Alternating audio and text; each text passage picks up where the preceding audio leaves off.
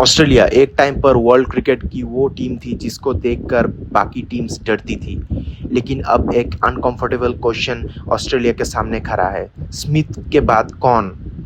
Cummins के बाद कौन? स्टार्क, हेजलवुड और लायन के बाद कौन? क्योंकि ऑस्ट्रेलिया की करंट जनरेशन अब अपने ही कैरियर के फाइनल फेज में एंटर कर रही है। और सबसे इंटरेस्टिंग बात, जब ऑस्ट्रेलिया की प्रीवियस जनरेशन खत्म हो रही थी तब उनकी next generation already door knock कर रही थी। पॉन्टिंग और क्लार्क के बाद स्मिथ आए, जॉनसन और वाटसन के बाद स्टार्क आए, वार्नर और कमिंग्स के बाद हेजलवुड आए। ये सब एक साथ डेवलप हो रहे थे, लेकिन क्या ऑस्ट्रेलिया के पास आज वही पाइपलाइन है? यही ऑस्ट्रेलिया के फ्यूचर का सबसे बड़ा क्वेश्चन है।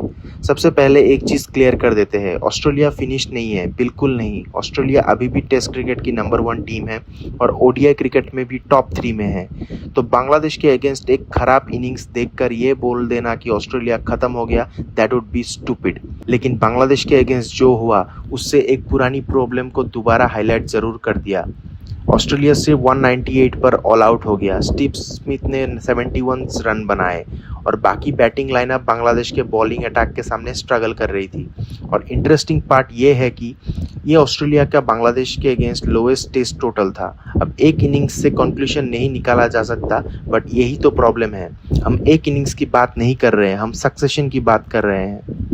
ऑस्ट्रेलिया की करंट टीम को देखो तो Steve Smith, Pat Cummins, Mitchell Starc, Josh Hazlewood, Nathan Lyon, ये सिर्फ 5 प्लेयर्स नहीं है। ये वो जनरेशन है जिसने ऑस्ट्रेलियन क्रिकेट को डेकेड से ज़्यादा डोमिनेट किया है और इवेंचुअली इन सब को रिप्लेस करना पड़ेगा। क्वेश्चन ये नहीं कि प्लेयर्स कब रिटायर होंगे, क्वेश्चन ये है कि जब ये प्लेयर्स चले जाएंगे ऑस्ट्रेलिया के पास रेडी रिप्लेसमेंट कौन होगा। और यही कंपैरिजन इंटरेस्टिंग हो जाता है। पिछली बार जब ऑस्ट्रेलिया की गोल्डन जनरेशन डिक्लाइन हुई थी, नेक्स्ट जनरेशन ऑलरेडी रेडी थी। Smith, Warner, Cummins, Starc, Hazlewood, ये प्लेयर्स स्लोली टीम में आ रहे थे। एक्सपीरियंस भी था, यूथ भी था और ट्रांजिशन ऑलमोस्ट सीमलेस था। लेकिन आज क्या ऑस्ट्रेलिया के पास वही लग्जरी है? बॉलिंग्स की बात करें तो ऑस्ट्रेलिया के पास ऑप्शंस है Cameron Green, Beau Webster, Todd Murphy, Xavier Bartlett, Fergus O'Neill और कुछ और यंग स्क्विक्स भी सिस्टम में आ रहे हैं। सो बॉलिंग पाइपलाइन कम्प्लीटली एम्प्टी नहीं है। प्रॉब्लम बैटिंग में ज़्यादा स्कैरी लग रही है। स्टीव स्मिथ के बाद ऑस्ट्रेलिया का next long term batting superstar कौन? सैम कॉन्टास, जेक वेदरर, कैम्बल कैलवे, टिएग विली, ओलिवर पिएक। पोटेंशियल तो है, लेकिन पोटेंशियल और प्रूवन इंटरनेशनल क्वालिटी में बहुत डिफरेंस होता है। सैम कॉन्टास, जिसको यशस्वी जायसवाल कॉन्टास बुलाता है, को देख लो। एक टाइम पर लगा कि ऑस्ट्रेलिया को अपना नेक्स्ट सुपरस्टार मिल गया। इंडिया के अगेंस्ट डेब्यू में फियरलेस बैटिंग, एग्रेसिव अप्रोच, सबको लगा here comes the next big Australian batter. लेकिन फिर रियलिटी हिट हुई, फॉर्म डीप हुआ और 2026-27 के क्रिकेट ऑस्ट्रेलिया सेंट्रल कॉन्ट्रैक्ट्स में कॉन्टास को फुल कॉन्ट्रैक्ट तक नहीं मिला। इसका मतलब ये नहीं कि कॉन्टास फिनिश है, बिल्कुल नहीं। वो अभी भी यंग है, लेकिन ये ज़रूर दिखाता है कि ऑस्ट्रेलिया को नेक्स्ट सुपरस्टार मिलना ऑटोमेटिक नहीं है। और यहाँ एक इम्पॉर्टेंट करेक्शन ज़रूर है, ऑस्ट्रेलिया के पास टैलेंट नहीं, ये बोलना भी गलत होगा। कैम्बेल कैलावे को देखो, ओलिवर पिएक को देखो, टीग विली को देखो, फर्ग्यूस ओनील को देखो। ऑस्ट्रेलिया का डोमेस्टिक क्रिकेट सिस्टम अभी भी काफ़ी स्ट्रांग है। विली ने बांग्लादेश के अगेंस्ट क्रिकेट ऑस्ट्रेलिया 11 के लिए 130 भी स्कोर किया था। ओलिवर पिएक सिर्फ 19 साल का है। कैम्बेल कैलावे जो ऑस्ट्रेलियन क्रिकेट का प्रॉमिसिंग यंग बैटर है, वो भी इसमें काउंट होता है। तो टैलेंट कम्प्लीटली मिसिंग नहीं है, लेकिन ये तो सस्पेंस है। क्या इनमें से कोई नेक्स्ट स्टीव स्मिथ बनेगा? क्या कोई नेक्स्ट वार्नर बनेगा? क्या कोई ऑस्ट्रेलिया को 10 साल तक बैटिंग में कैरी करेगा? अभी किसी के पास इसका आंसर नहीं है। और यहाँ मुझे लगता है कि ऑस्ट्रेलिया की प्रीवियस जनरेशन और करंट ट्रांजिशन के बीच सबसे बड़ा डिफरेंस है। पहले ट्रांजिशन के टाइम ओल्ड लेजेंड्स जा रहे थे, लेकिन उनके पीछे फ्यूचर लेजेंड्स रेडी आ रहे थे। पॉन्टिंग रिटायर हुए, क्लॉक ऑलरेडी एस्टेब्लिश्ड हो गए थे, जॉनसन का एरा खत्म हुआ, स्टार्क आ रहे थे। वाटसन के बाद वार्नर और स्मिथ ऑलरेडी ऑस्ट्रेलिया को कैरी कर रहे थे और बॉलिंग में कमिंग्स और हेजलवुड आ चुके थे। मतलब ऑस्ट्रेलिया के पास एक असेंबली लाइन थी। एक जनरेशन जाती थी, दूसरी जनरेशन रेडी हो जाती थी। अब ऑस्ट्रेलिया के सामने सेम क्वेश्चन ये है कि क्या वो असेंबली लाइन अभी भी उनका इतना स्ट्रांग है? एक्चुअली ये प्रॉब्लम ऑस्ट्रेलिया से भी बड़ी है। मॉडर्न क्रिकेट में यंग बैटर्स के पास ऑप्शंस पहले से ज़्यादा है।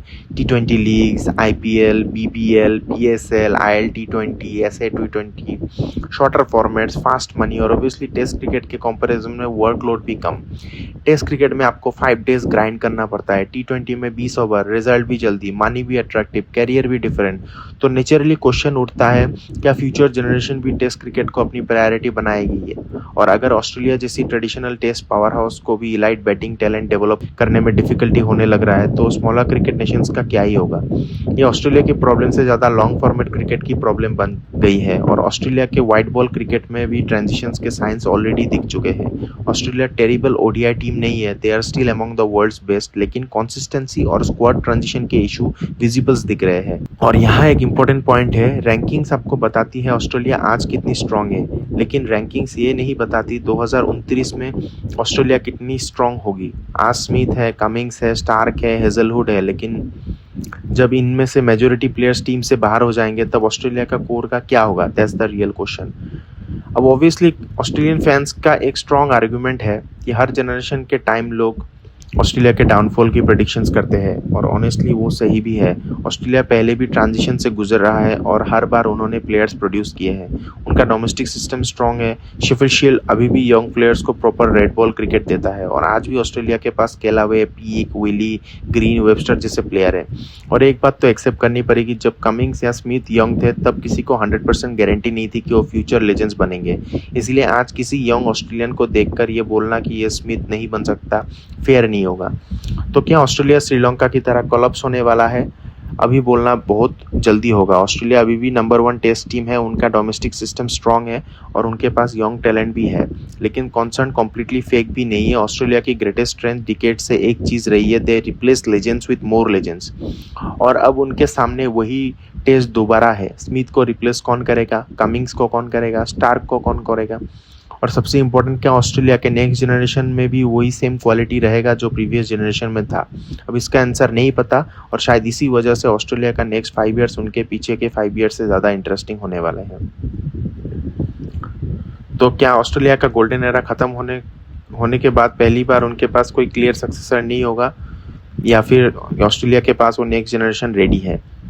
तो ये तो आने वाला वक्त ही बताएगा। अभी के लिए आप चैनल को सब्सक्राइब कर दीजिए। क्रिकेट वाला इस चैनल का नाम है और मैं हूँ करण।